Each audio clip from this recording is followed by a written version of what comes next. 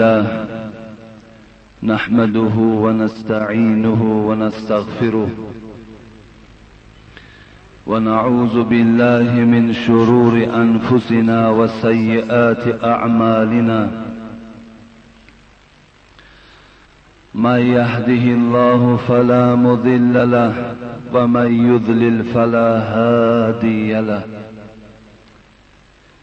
أشهد أن لا إله إلا الله وحده لا شريك له وأشهد أن محمدا عبده ورسوله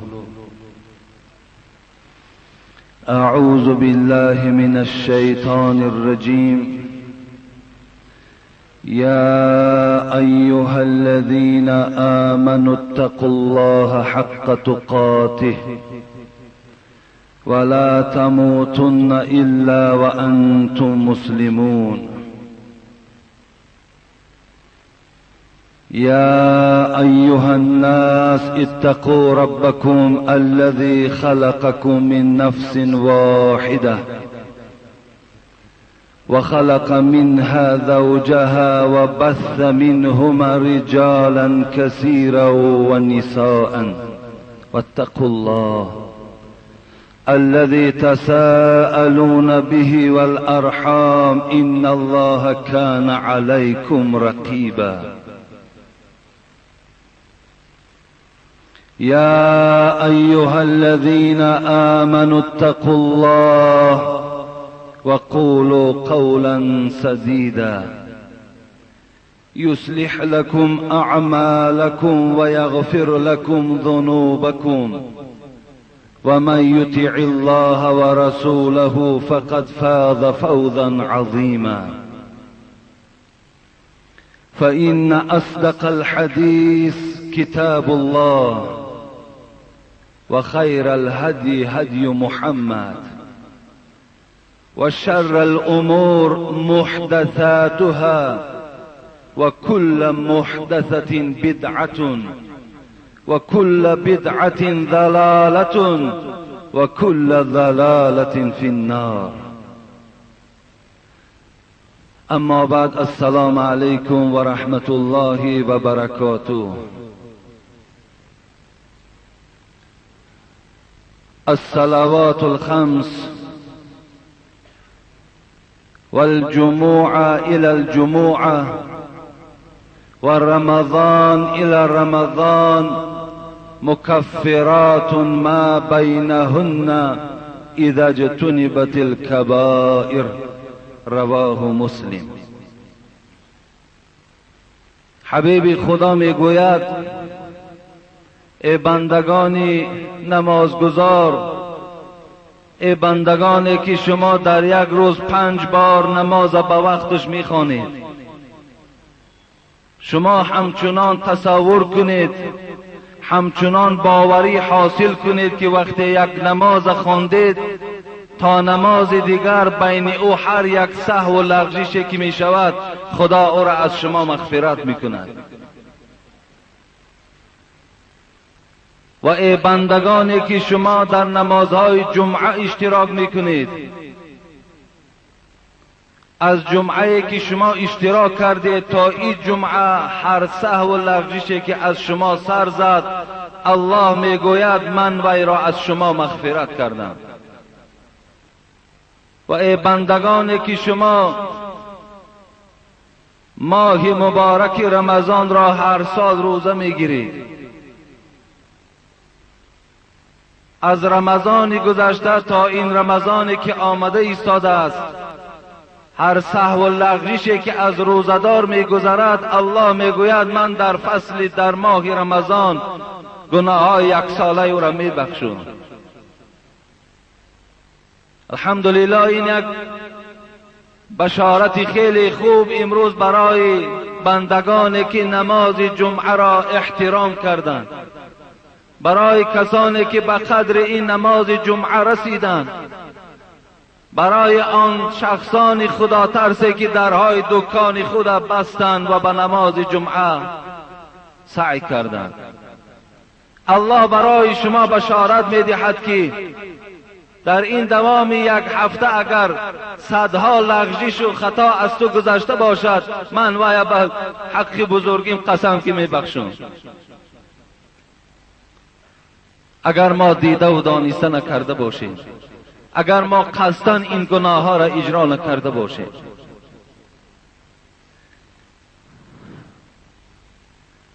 از پروردگار خواهان هستم که این بشارت خیلی خوبه که برای بندگان خدا امروز در نماز جمعه هست. خدا برای این بندگان مخلصش، برای این بندگان موحدش، برای این بندگان محب نماز جمعه خداوند گناه های این بندگانت را مغفرت بنمایی. خدایا ما را هیچ وقت قوت نصیب نگردانی که تا که عمر خود در گناه گذرانی. خدایا برای ما چنان توفیق و هدایت نصیب بگردان که با عمل صالح روبرو به ذات تو شویم. خدایا جنت جاودانی را برای این بندگان نصیب بگردان.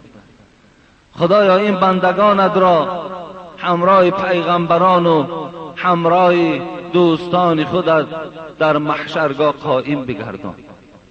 خدایا محبت ذات خودت را، محبت رسولت را، محبت چهاریارت را، محبت تمام دوستانت را در دل این بندگانت خدایا جایگیر بنما. خدایا خاتمه کار ما را بخیر بگردان. خدایا گذشتگان ما رحمت و مغفرت بگردان. خدایا بیماری های این جمعیت را و دیگر بیماری هایی که از جانب این جمعیتند خدایا شفای کامل نصیب بگردان. فرزندهایی که امروز از این مملکت ما و شما در سفر هستند خدایا سفرهاشون بی خطر بگردان.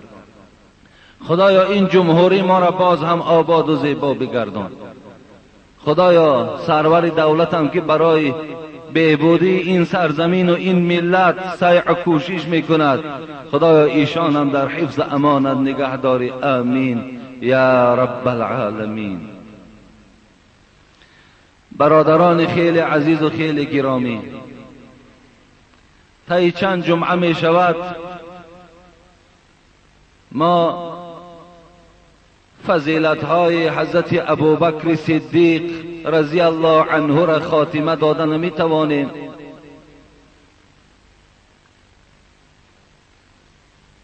و باز این جمعه هم که باشد از اوصاف ایشان، از فضائل ایشان، از حیات ایشان من به سمع شما می رسانم. و جمعه گذشته اگر یاد شما باشد ما درباره یکی از قصه هایی که در تاریخ اسلام رنگ او هیچ وقت خیره نمی شود، این قصه هجرت پیغمبر خدا بود. این هجرت با بهترین شخص بعد رسول اکرم ابوبکر صدیق صورت گرفت. ما اگرچند که از جانفدایی و دلسوزی ابوبکر صدیق در این سفر مبارک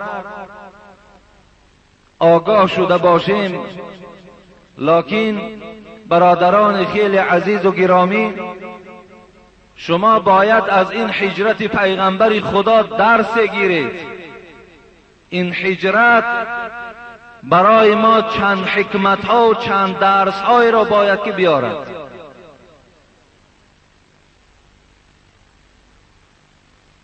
شما ببینید زمانی که حبیب خدا محمد صلی الله علیه و سلم به صحابگان خود، با کسانی که اسلام قبول کردند، سپارش داد که شما مکه مکرمه را ترک سازید، از این وادی، از این شهر شما بیرون شوید. صحابگان مسلمان های آن دور 50 سال و 60 سال که در یک کوچه، در یک دهه، در یک شهر حیات به سر می بردن، زن داشتن، فرزند داشتن، مال و اسباب و انجام داشتن، برای خاطر سخن پیغمبر خدا، برای نصرت یافتن دین اسلام این مکان 50 ساله و 60 ساله شان ترک ساختند. 50 ساله و 60 ساله در یک شهری که حیات به سر بردند، خاطره های شادی و غمگین اونها در آن کوچه ها سپری شد. پدر و مادر اونها در همون شهر حیات به سر می بردند، از همه گذشتند و هجرت برای خود اختیار کردند. برادرای عزیز و گرامی، والله که این کار هر شخص نیست. خانه را ترک ساختن، از فرزند و از زن گذاشتن کار هر یک نفر نیست. این دلالت به چی میکند؟ دلالت به بزرگی صحابه های پیغمبر خدا میکند. برای چی من گفتم عقیده خود حضرت امام ابو حنیفه ولا نذکر احدا من اصحابی الا بخیر. حضرت امام ابو حنیفه رحمت الله علیه در عقاید خود، در عقیده خود فرمود که ما مسلمان های حاضر زمان هر یک صحابه پیغمبر خدا خواه کاری بد کرد، خواه کاری نیک کرد، وظیفه ما این است که اونها را به خیر یاد کنیم، زیرا آنها آن جان فدایی و آن دلسوزی که والله که اونها داشتن در ما و شما یافت نمی شود. حبیب خدا بیهوده نگفتند لا تسبوا اصحابی لو ان احدكم انفق مثل احد ذهبا ما بلغ مد احدهم ولا نصیفه رواه مسلم. اگر شما گفتند ای بندگان، اشاره به سوی ما و شماست، اگر گفتند برابر کوی احد 100 تانه یا 200 تانه طلا را در راه خدا اگر خیر کنید، حبیب خدا گفت برابر نیم تنگه که صحابه من در زمان خودش خیر کرد برابر شدن نمیتواند. برای اونا از روی اخلاص دادند، اونا از روی صدق دادند، اونا اصلشان از روی خدا ترسی بود. این هجرت پیغمبر خدا یک حکمتش علمین است که بزرگی صحابه ها را در این هجرت بیان میکند. ما حق ملامت و مذمت و محاکمه هیچ صحابه پیغمبر خدا نداریم. اگر دادرای عزیز در کدام مجلسی که شما می نشینید یکی مبادایی که یگان جوانی بی عقل، یگان جوانی بی معرفت، یگان جوانی بی فرهنگ، وی البته معرفت دارد لیکن وی دشمن است، وی دوست نیست، وقتی که وی اطراف صحابه های پیغمبر خدا زبان لعن یا زبان دشنام میکشاید، شما بعد شنیدن این قدر قصه های صحابگان پیغمبر اگر خاموشی را برای خود اختیار کنید، به خدا قسم در جان خودتان ظلم کردید.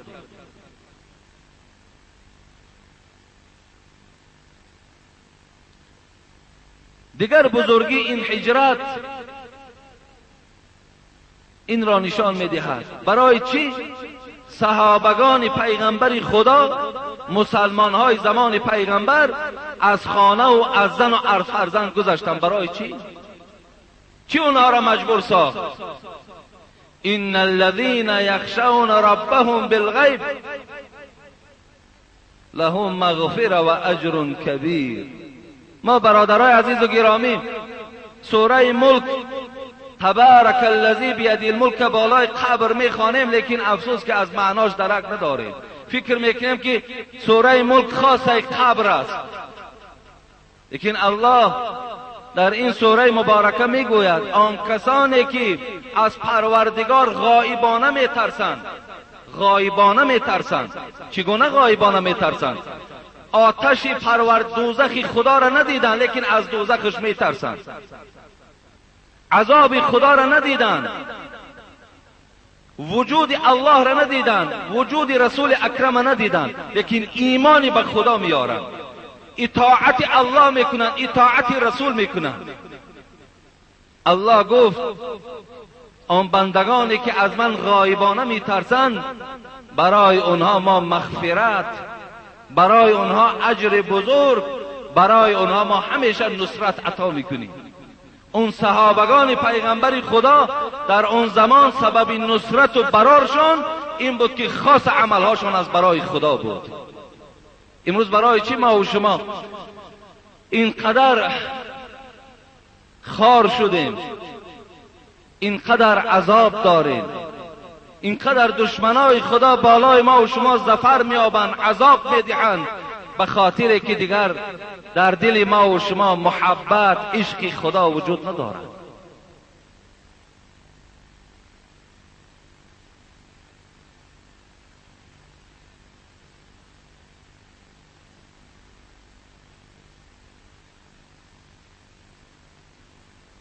دیگر حکمتش انا همین بود که از خدا می ترسیدن، صدقاً از خدا می ترسیدن، و این خاطر اونا نصرت یافتند. حضرت علی رضی الله عنه که در این هجرت ویم یکی از نقشه های مهم این هجرت را می باخت، در بستر مرگ خواب کرد، لیکن پروایی نداشت، پروایی نداشت، نمی ترسید. به چی خاطر؟ به خاطر که وی از کلام پروردگار آگاه بود. و من یتق الله یجعل له من امره یسرا. باری میگوید دربار پادشاه مصر در آمد. اون زمان میگد احمد طولون میگد پادشاهی میکرد. وقتی احمد ابن سینان در آمد در دربار پادشاه، پادشاه را وقتی به این سلطنت دید، به این خیلی لباسهای برجسته و زر و زیور دید، جسور بود، با غیرت بود. طرف پادشاه گشت و گفت از خدا بترس. گفت ببین امروز خیلی غیرت لازم است. ما یک برادری که در پهلو ما باشد و یک گفتن نمیتونیم که از خدا بترس. گفت ای پادشاه، گفت از خدا بترس. پادشاه که آدمی ارکه بود، این خیل سخنی مثل احمد ابن سینان از کسی شنیدگی نبود، بسیار ناراحت شد. در حال همون خادماش خدمتگاراش فرمان داد. چی فرمان داد؟ گفت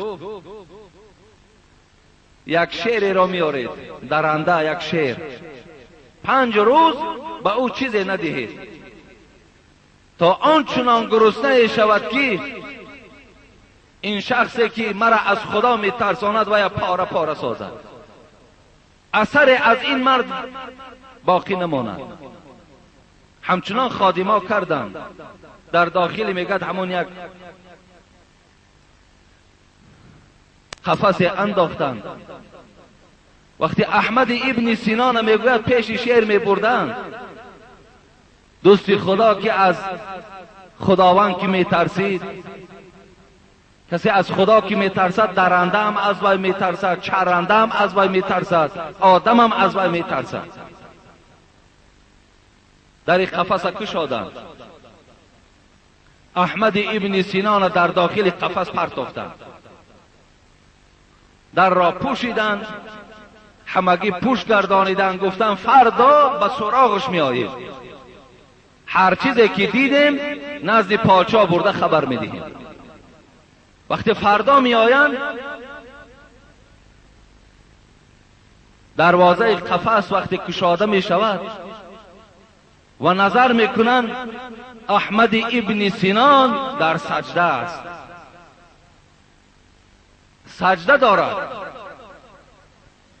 سبحان ربی الاعلا می گوید. و این درنده که 5 روز گرسنه بود،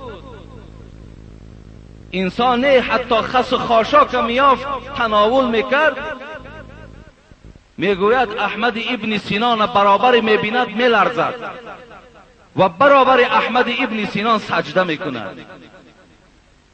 خادمای پادشاه دیدن این حالت، حیرت دماندن، رفتن در پادشاه خبر دادن. پادشاه خیلی میگوید افسوس خورد و این احمد ابن سینا فریاد زد، گفته دوست خدا، گفت بخشش زیاد، گفت من نفهمیدم که این چیزی که برای من گفتی برای فایده جان من بود است، ما تو را بی‌قدری کردیم. لیکن گو یک سوال دارم ای احمد. گو چی سوال داری؟ گو وقتی ما تو را به پیش قفس می بردیم آیا خودت را چه تصور میکردی؟ گو قسم به خدا من آیت را تلاوت کردم واصبر لحکم ربک فانک باعیوننا. خداوند برای بندگانی که در مشکلات می افتد این سخن را گفتگی است که صبر کنید در حالتهای مشکلات، زیرا که شما در نظارت من هستید. من خودم را در نظارت پروردگارم حساب میکردم، لیکن فقط یک خواهش داشتم که کاش که همین شیر به من نزدیک نشود تا که بدن مرا لیسد یا آب دهانش رسد و لباس مرا بینماز کند، من از عبادت پروردگارم دور مانم. ترسیدن از پروردگار بسیار فایده های کلان دارد. نصرت صحابه های پیغمبرم همین خاطر بود که از خدا صدقا می ترسیدند. محمد اقبال لاهوری را خدا رحمت کند در سخنرانی در ایجادیاتش می گفت شب پیش خدا بگریستم زار، مسلمانان چرا خارند و زارند؟ چرا اینقدر مسلمان ها خار شدند؟ چرا اینقدر ذلیل ماندند؟ چرا اینقدر زیر پای این ظالما ماندند؟ ندا آمد نمیدانی که این قوم، لاهوری میگوید ندای شنیدم، ندا آمد نمیدانی که این قوم دل دارند و محبوب ندارند. میدانی گو خاری این مسلمان ها در چیز؟ اینا دل دارند لیکن محبت و عشق خدا را ندارند. دل و هست، دل وجود دارند، فقط دل خالی است. در دل فقط محبت دنیا هست، عشق دنیا هست. از مرگ می ترسند. صحابه پیغمبر از مرگ نمی ترسیدند، مرگ از اونا می ترسید. گفتی خود امین محمد اقبال لاهوری با آن بالی که بخشیدی پریدم، به سوی نغمه های خود رسیدم. مسلمانی که مرگ از وی بلرزد جهان گردیدم او را ندیدم. مسلمانی که مرگ از او ترسد در دنیا ندیدم، فقط دیدم مسلمان از مرگ می ترسد. این هجرت پیغمبر خدا این گونه درس ها را برای ما و شما داد. و دیگر حکمتش این است دادرای عزیز، برادرای خیلی مهربان، یا ایها الذین آمنوا ادخلوا فی السلم کافة ولا تتبعوا خطوات شیطان انه لکم عدو مبین. پروردگار میگوید وقتی شما ای بنده های خدا مسلمان میشوین، پره مسلمان شوین، در اسلام با پرگی درآیین، دست هاتون هم مسلمان باشد، پای هاتون هم مسلمان باشد، شکم هاتون هم مسلمان باشد، عقیدتون هم مسلمان باشد، همگی در اسلام درآیین. مسلمانی که نام مسلمانی دارد نماز نمیخواند این گونه مسلمان نشوید میگوید. مسلمانی که نام مسلمانی دارد عرق می نوشد، عرق می فروشد، این گونه مسلمان نشوید. نام مسلمانی دارد دروغ میگوید، فریب میکند، خیانت میکند، دزدی میکند، غیبت میکند، این گونه مسلمان نشوید.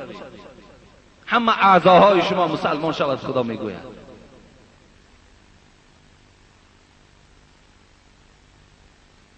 افسوس که امروز مسلمانی ما و شما ممکن 50 در 50 شده باشد، حتی 50 در 50 باور که زیاد است. شاید امروز اسلام ما و شما 10 به 90 شدگی باشد. از 10% اسلام اجرا میکنیم، 90% اجرا نمیکنیم. شما یک بار شهر براین، همین شهر همه چشم دارید. دخترای تاجیک نظر کنید در کدام احوال هستند. دخترای ما و شما هستند. خودمان در نمازیم، دختران در کدام حالت قرار دارند. دختر مسلمان امروز فتح می پوشد، باز تلفن میکند میگویند که اگر لباس فلان پوشی نکاش باقی نمیماند، تا اگر نکاش نشکند وای بس نمیکند. لیکن صحابه های پیغمبر به پررگی مسلمان بودند، جان فدا بودند. حبب الی من الدنیاکم ثلاث. حبیب خدا گفتند ای پیروان قرآن، از این دنیایی که شما حیات دارین سه چیز را دوست می‌دارم: الطیب و النساء و جعلت قرة عین فی الصلاة. چی را دوست می‌داشت پیغمبر خدا؟ خوشبویی را دوست می‌داشت. دوست می‌دارم که تمام پیروان من خوشبوی باشند. پدرای عزیز نگوین که موی سفیدیم، یا مادرای عزیز نگوید که شما مثال ما پیران سال شدیم. برای همه شما سنت این است که خوشبوی باشین. امروز خوشبویی ها در بیرون مسجدها فروخته می شوند. اگر کدام تو شرایط داری و استفاده نمیبری تو گناهکار هستی، ترک سنت پیغمبر است. این دروغ است که وای در ترکیبش سپیر دارد. همه چیزی دنیا سپیر دارد، نان هم سپیر دارد، پای افضال هم سپیر دارد، لباس هم سپیر دارد، همه چیز سپیر دارد.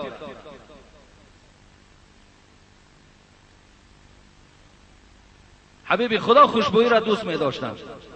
هر کدام دادرای عزیز یک خوشبویی خریده همراه همیشه گردان. در جایگاه خوابت خوشبویی کن. یک خوبی خوشبویی همین است که امروز ببین اکثر مردم دیوانه شده ایستادند، به کسل دیوانگی مبتلا می شوند. در کتاب خبرش آمد است کسی خوشبویی میزند جن به اون نزدیک نمی شود، وای از کسل دیوانگی امین میماند.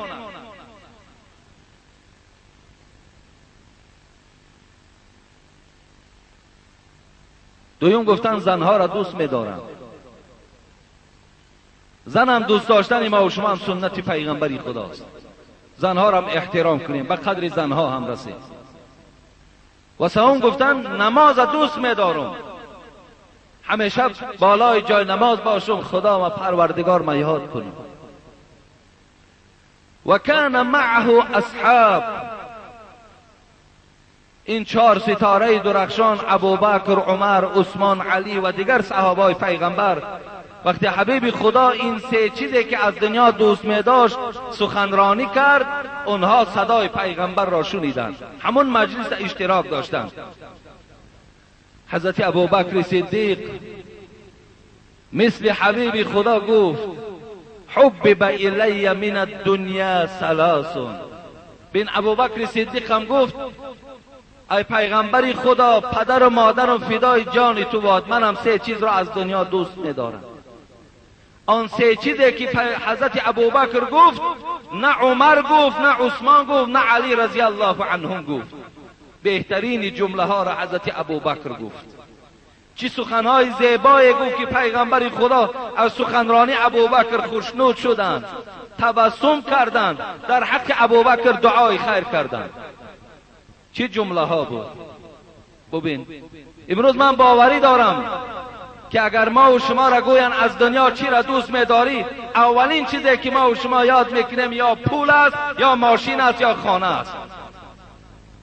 اولین چیزی که ما را گوین از همین دنیا چی میخواهی، یا میگیم پولی بسیار، یا زن، یا خانه، یا فلان فلان. فقط دنیا را میخواهیم. لیکن ابوبکر صدیق خدا رحمت و مغفرت کند، والله که محبت عشق دنیا در وجودش نبود، تماما به دنیا میل نداشت. در قصه ها می آید بار غلامش امر کرد که برای من آب بیار، حلقم قاق شده است. غلامش میگوید یک زمان رفت گشت آمد.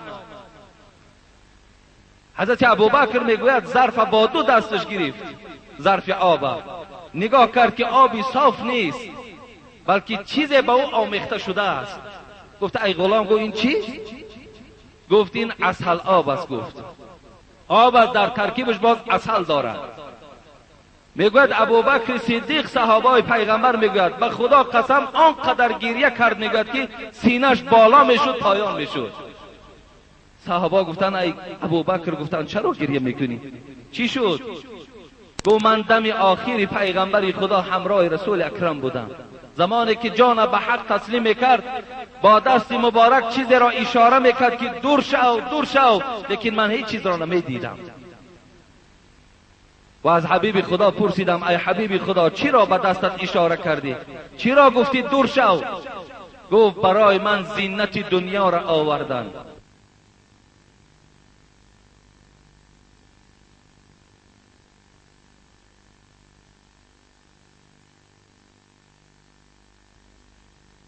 ابوبکر میگوید ترسیدم که همان شیرینی دنیا همین عسل آب نباشد، همان شیرینی دنیایی که حبیب خدا گفت از من دور شو مبادای همین عسل آب نباشد که من در فتنه دنیا رو برو شوم. پرهیز ببینید چی گفت ابوبکر صدیق؟ النظر الى وجه رسول الله و انفاق مالی على رسول الله و یکون ابنتی تحت رسول الله.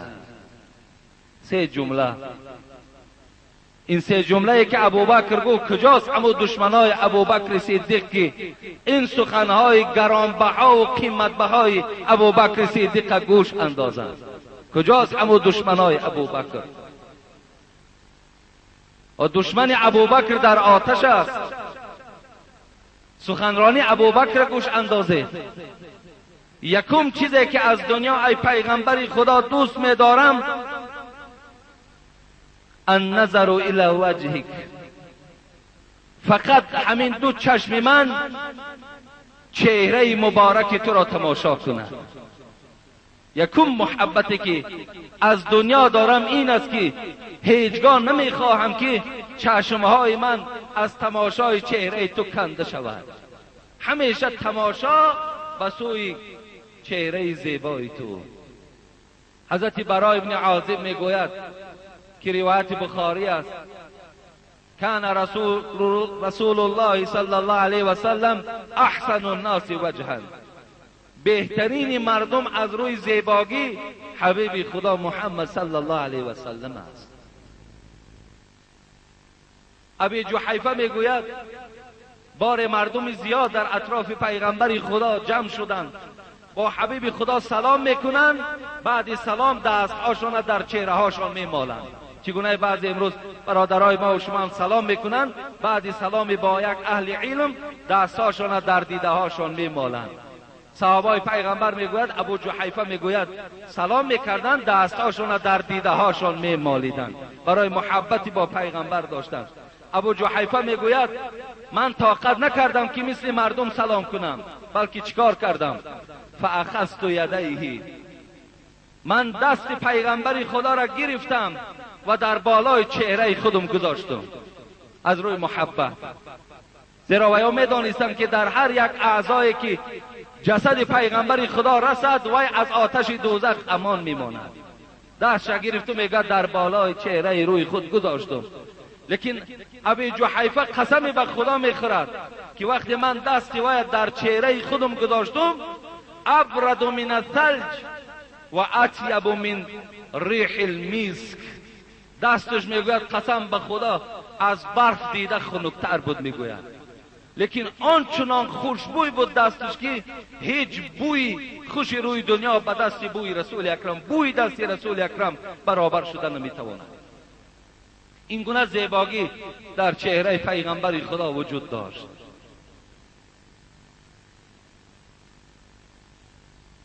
ابوبکر گفتن اولین چیزی که میخواهم انا همین است، همیشه نظری در چهره تو کنم.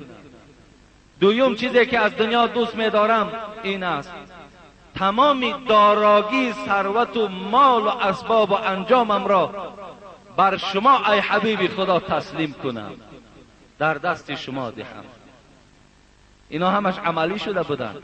همیشه ابوبکر صدیق با رسول اکرم بود و 40,000 درهمی که همگی بایی و دولت و ثروت و پسنداز ابوبکر بود در دامن رسول اکرم ریخت.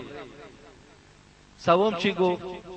سوم گفت سوم چیزی که دوست می‌دارم یگانه دختری دوست دارم عایشه در نکاح تو باشد. دوست می‌دارم که عایشه صدیقه در نکاح تو باشد. و اینم در عمل اجرا شد. پیش از 2 سال هجرت پیغمبر خدا در مکه مکرمه عایشه صدیقه را با رسول اکرم نکاح کردند. عایشه صدیقه خود حکایه میکند، میگوید در بیرون من بازی داشتم با دوگانه هایم، و ناگاه مادرم ام رومان فریاد زد که نزد من بیا. میگوید دوان دوان آمدم که یک تپیش در دل من پیدا شد که دلم بالا میرفت پایان می آمد، شلپر بودم، مانده شدم. مادرم گفت یک مقدار همین پسی در ایست، بعد خانه می درآیید. من نمیدانستم که چی مسئله باشد. وقتی مادرم خانه در آورد، نگاه کردم زنهای زیاد از در مدینه جمع شدند و مرا پیش اونها گذاشتند و این زنهای مدینه برای من گفتند خیر و برکات به جان تو باد که تو امروز در نکاح بهترین بنده خدا محمد صلی الله علیه و سلم داخل بشوی. خیلی خوشنود شدم. لیکن عایشه صدیقه میگه وقتی مرا نکاح کردن ماه شوال بود. برادرای عزیز تصور، شما یک حکمت از اینجا دور نکنید. ماه شوال بود. رمضان، بعد رمضان شوال می آید. در ماه شوال عایشه صدیقه میگه که مرا پیغمبر خدا نکاح کرد. پس اینجا یک مسئله که امروز مردم ما را فرا گرفته، از بعضی از مردای ما و شما پیرو این فتواهای زمکا شدن، بین 2 عید میگویم که نکاح نادرست است. بین 2 عید نکاح نادرست.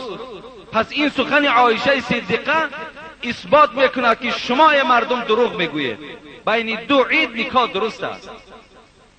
ببینید بعد رمضان ماه شوال می درآید. شوال می آید، ذوالقعده می آید، ذوالحجه، بعد عید قربان می شود. بین عید رمضان و بین عید قربان نکاح با طریق اولاد جایز است. برادرای عزیز، این سخنه که بین عید قربان و عید رمضان جایز نیست، این از دوره‌های جاهلیت بود. این از دوره‌های پیش از اسلام بود. اینا در کتابا میارن که ماه شوال و چی خاطر در عرب ها نکاح نمی کردن؟ به خاطر که معنای شوال معنای مرگ می دهد، معنای سختی را می دهد، معنای کلفت که می دهد.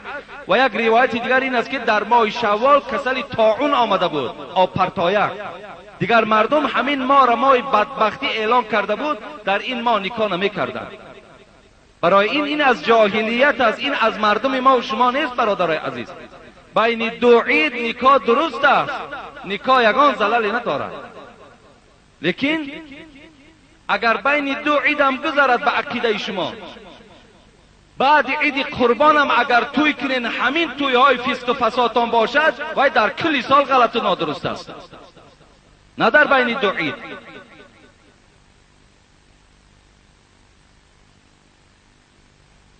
پس حضرت عایشه صدیقه را یا حکمت از اینجا من دور نکنم، انامین بود که در ماه شوال نکاح او صورت گرفت. پس بین 2 عید نکاح درست است. این فتوا است، من برای همه شما خبر میدهم.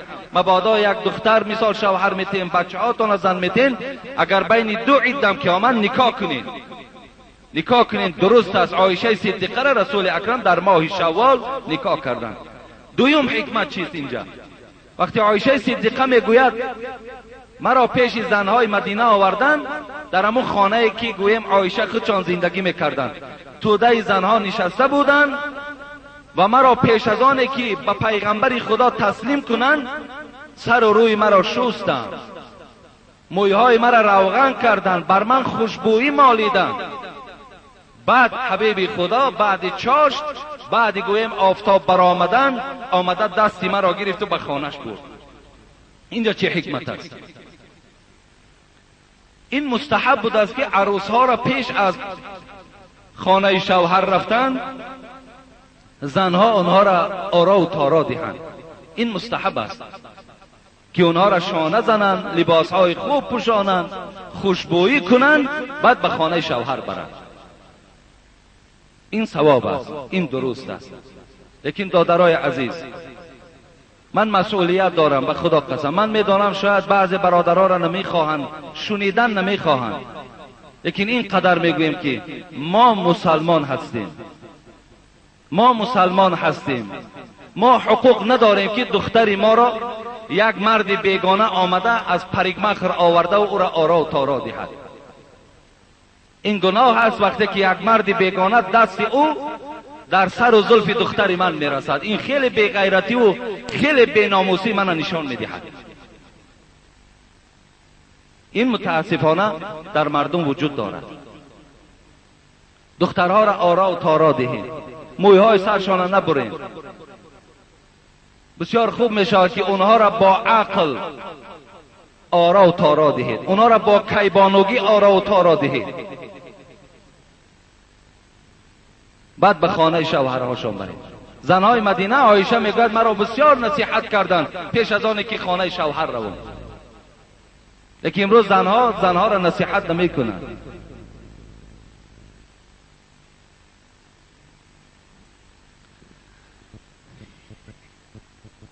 و این سخن ابوبکر صدیق که میخواهند دخترم در نکاحی رسول اکرم باشد، اینم صورت گرفت. برادرای عزیز و گرامی، بدگویی های عایشه صدیقه هم وجود دارد. حضرت عایشه را تهمت در زنا کردگیند، تهمت کردگیند. بالای او از آیت 11 سوره نور تا 20 آیت سوره نور برای پاکیزگی عایشه آیت قرآن نازل شده است. این برای پیغمبر خدا را در خجالت گذاشتن، ابوبکر صدیق در عذاب گذاشتن. منافقات توانستند که یک آوازه تهمت در مدینه برپا کنند. این چگونه صورت گرفت؟ پیش از آنه که صورت گرفتن این تهمت من برای شما گویم، فراموش نکنید که اولین محبتی که در اسلام رخ دادگی است، این محبت رسول اکرم با عایشه است. اولین محبتی در اسلام است. رسول اکرم خود در روایت های صحیح بخاری میگذارد محبوب ترین زن به سوی من این حضرت عایشه است. محبوب ترین زن عایشه را بسیار بسیار دوست می داشتند. حتی گفتند فضل عایشه علی النساء کفضل الثرید علی سایر الطعام.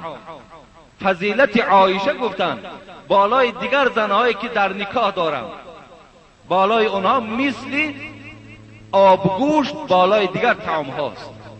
ببین در ما و شما طعامی که گوشت داشته باشد از طعام هایی که گوشت ندارد، فضیلت و بزرگی این طعام بلندتر است.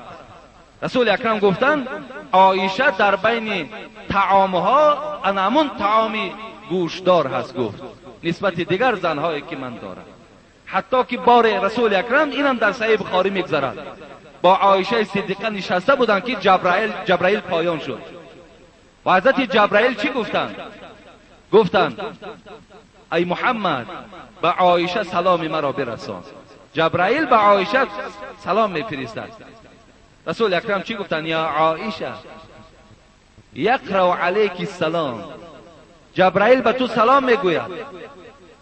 حضرت عایشه چی گفتند؟ و علیه السلام و رحمت الله و برکاته ترى ما لا ارى.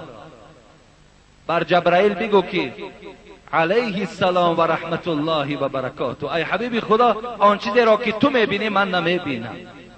مثلا جبرائیل تو دیده ایستاده، من نمیبینم، لیکن سلام مرا به جبرائیل رسان. بسیار فضیلت ها در بین زنها داشت.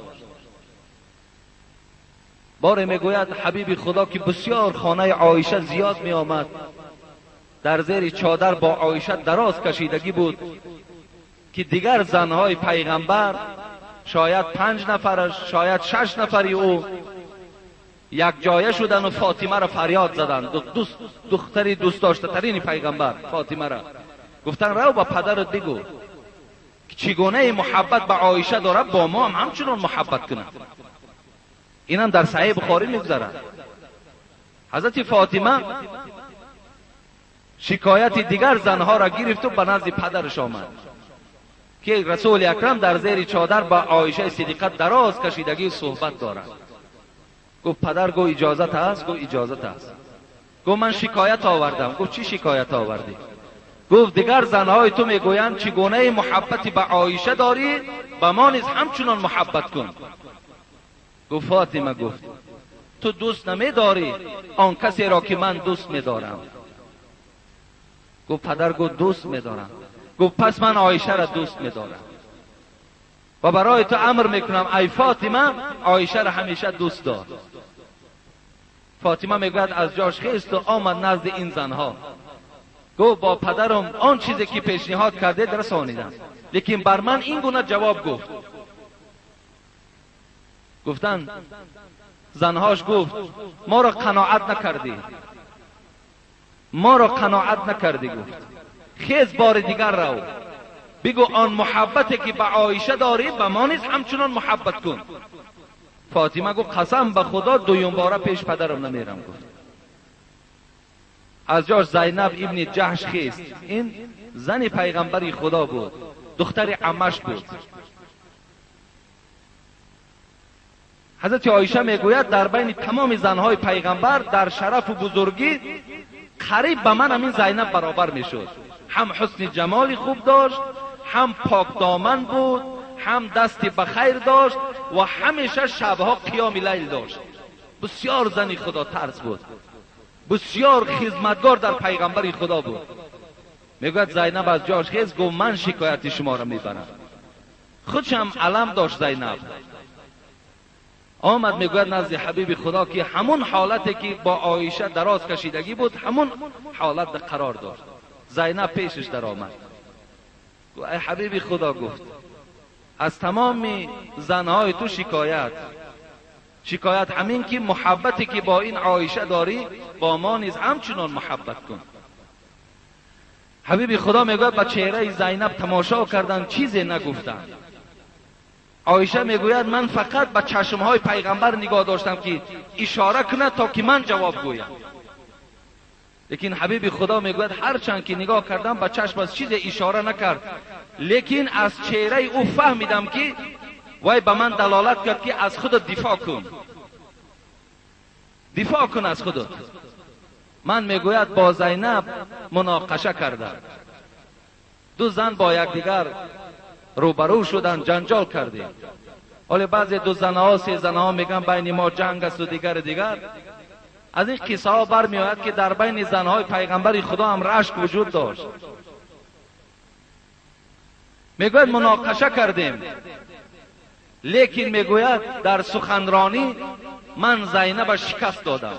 عایشه میگوید من شکستش دادم. میگوید دیگر مجال حرف زدن نیافت و از جاش خیست میگوید و رفت به جانب زنها گفت که رسول اکرم میگوید این دختر ابوبکر است. وقتی از جا زینب خیست و میخواست که رود، گفت زینب گفت یک لحظه، گفت این عایشه دختر ابوبکر صدیق است. زینب رفت به مردم رسانید. امام نووی میگوید برای چی پیغمبر خدا گفت که این دختر ابوبکر صدیق است؟ میگوید سبب و حکمتش در این است که یکمش عایشه را پدرش آدمی بزرگ بود و محبوب ترین مردها به سوی پیغمبر هم حضرت ابوبکر بود و دیگر این که یکی از زنهای دانا و زنهای خیلی زیبای پیغمبر هم حضرت عایشه بود. حتی رسول اکرم آنچنان غمخوری به عایشه میکرد که زیباگیش خیلی زیاد که بود، مردهای دعاخوان دعوت میکرد که آمده عایشه را دعای چشم خواند. بالای عایشه دعاخوانی ها میکردن که وای خدا از چشم حاسدان و از چشم چشمگران نجات دهد. از این قصه هم حکمت برمی آید که چشم فقط به دعا آدم رد میکند، به خار و به نعل و به موره چشمی و به اینا چشم دور نمی شود. به دعا خواندن چشم از بالا دور می شود. خلاص بیا گوش میکنیم خود حضرت عایشه این تهمت چگونه بیان میکند. خودی وای حکایه میکند، در صحیح بخاری قصهش میگذارد. غزوه بنی مستلق بود میگوید و رسول اکرم وقتی که به غزوه میرفت، به جهاد میرفت، قرعه میپرتافت، یعنی در دستش یک چیزی را پنهان میکرد، کدام زنی که میافت همون زن همراه او در سفر میرفت. در همین غزوه بنی مستلیق عایشه صدیقه میگوید همون قرعه را من یافتم و مرا همراه خود در این غزوه همسفر کرد.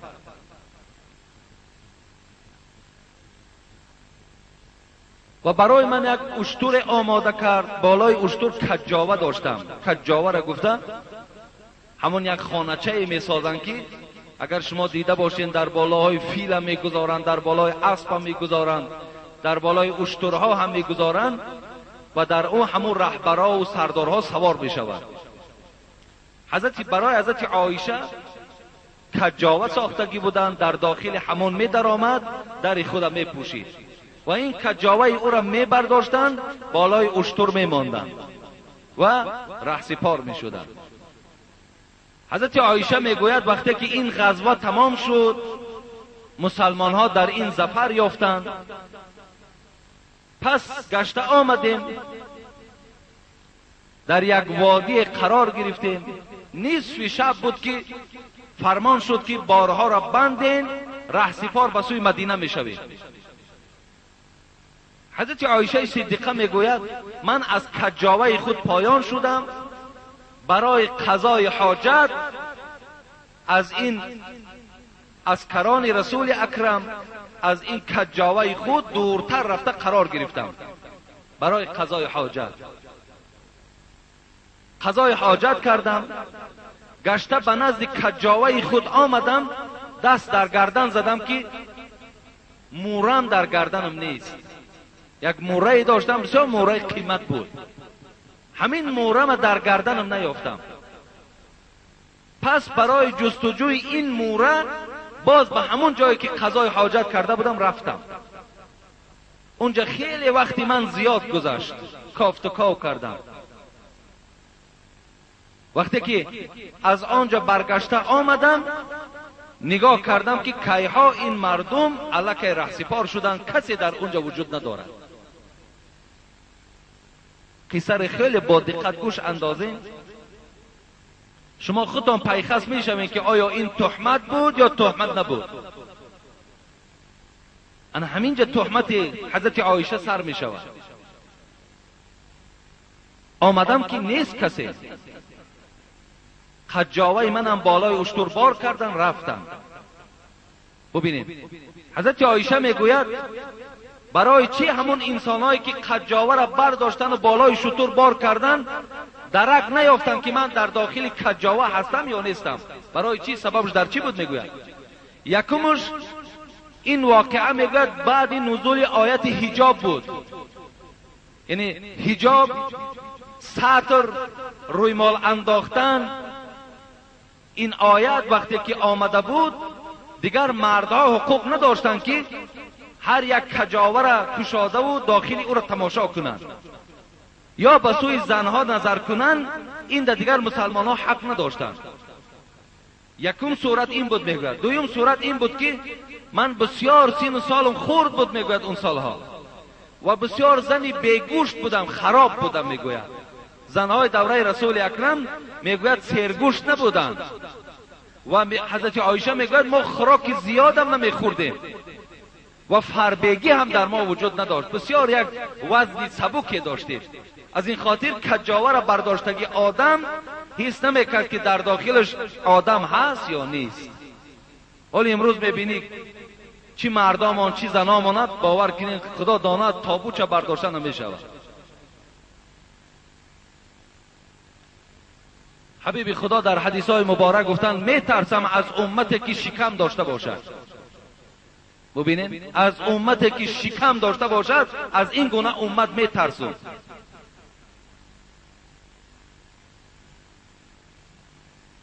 مقصد شکم از راحت پیدا می شود. شکم بسیاری وقت از بیکاری پیدا می شود، از تربیه زیاد پیدا می شود، از تنبلی پیدا می شود.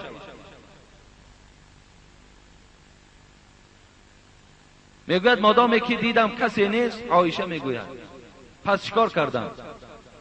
پس در همون جایی که خوابیده بودم چادر ما بالای سرم کشیدم و در همونجا نشستم و گمانم همین بود که مادامی که رفتن در کجایی که رسیدن داخل کجاوه را میکشاین میبینن که نباشم باز به همینجا گشته میآید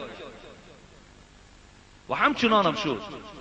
عایشه میگوید نشستم قریب دم صبح شدند میگوید بیفره شدم و در جای خود غلطیده خوابم بود. این زمان میگوید قاعده همین بود که از پس عسکرهای رسول اکرم یک آدم راه در جستجو کرده می آمد که اگر چیزی از مسلمان ها غلطیده باشد و یا می برداشت آورده در دست صاحبش تسلیم میکرد. این حالت میگوید من خواب بودم که یک صدای شنیدم از صوفان ابن معتل سلیمی که این لله و این الیه راجعون گفت. همون آدمی که از پس می آمد و هر چیز قفا مانده را می برداشت همراه خود می برد، راست من آمد میگوید و همین کلمه را گفت این لله و این الیه راجعون. یک تعزیه بیان کرد ما از خدا هستیم و به سوی خدا بازگشت داریم. میگوید صدای این مرد شنیدم برابر من از جای خود خیستم. قسم به خدا میگوید این مرد آنچنان مرد مسلمان بود که با من دیگر سخن نگفت، فقط اشاره کرد که بالای شتر سوار شد. میگوید شترش پایان کرد و اشاره میگوید بالای شتر سوار شدم و بند شتر را گرفت و به سوی مدینه رهسپار شدیم. انشاءالله در راه چی گفت و گذار شد و تا رسیدن این الک چی فتنه ها در مدینه منوره فرا گرفت من میخواهم جمعه آینده ای را برای شما رسانم، زیرا وقتم انجام یافت، وقتم تمام شد و این قصه البته باز به خودش باز دوام دارد، نازکی ها دارد. برای این در دوام این 5 دقیقه که شاید باقی مانده باشد من این تمام کرده نمیتوانم. ان شاء الله جمعه آینده من برای شما این قصه را بیان میکنم. بابای قربان از تماشاتیفه از نفقش برای بنای مسجد یک مبلغ جدا کردند. در حق استاها امرالدین، سید مراد، بابای آدینه، بابای حاجی شاهین و دیگران که در تعمیر مسجد اشتراک کردند دعا کنید. همون قسم آشیانه تایی که از طرف راست شما هست همون خیلی گویم خراب شدگی بود. همین هفته گذشته همین شخصانی که نام گرفتم خدا برکت چونتیت بسیار خدمت خوب کردن، از سر همونجا را استیاشکا کردن، سفید کردن، تازه کردن، خیلی در حالت خوب قرار دارن. اما آدمایی که نشستن تماشا کنن خودشون حس میکنن.